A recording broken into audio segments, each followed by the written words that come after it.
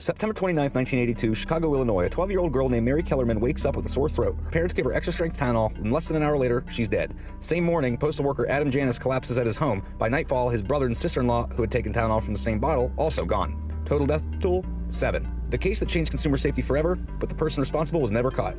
The first thing investigators found, cyanide. 35,000 times the lethal dose. Someone had tampered with Tylenol bottles, replacing capsules with poison.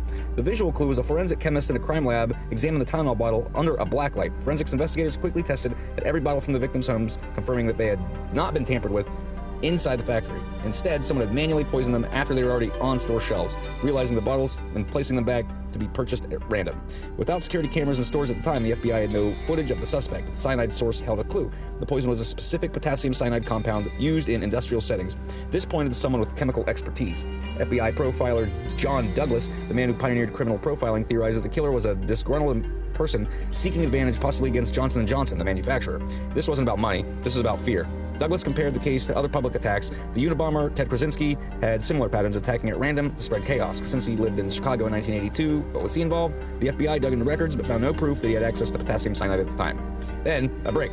Someone sent a ransom letter to Johnson & Johnson demanding $1 million to stop the poisonings. The letter was traced to James William Lewis, a fraudster with a long criminal history. When arrested, he confessed to writing the letter but denied involvement in the actual poisonings. He was convicted of extortion but never charged with murder. Decades later, Lewis was still a suspect. In 2009, the FBI raided his home, seizing computers, DNA samples, but no direct connection was ever found between him and the poisoned bottles.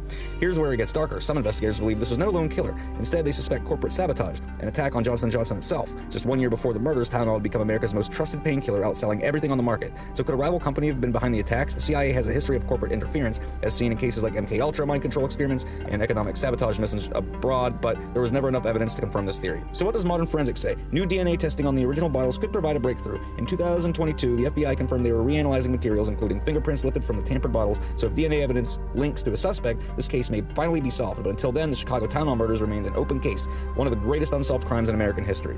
Do you think this is the work of a lone madman, corporate hitman, or anything else? Let us know in the comments, and for more exclusive content, follow us on Instagram, TikTok, and YouTube. And if you want to support content like this, you can email us and send us ideas for future videos at TheVaultFiles channel at gmail.com. Stay safe out there and have a good day.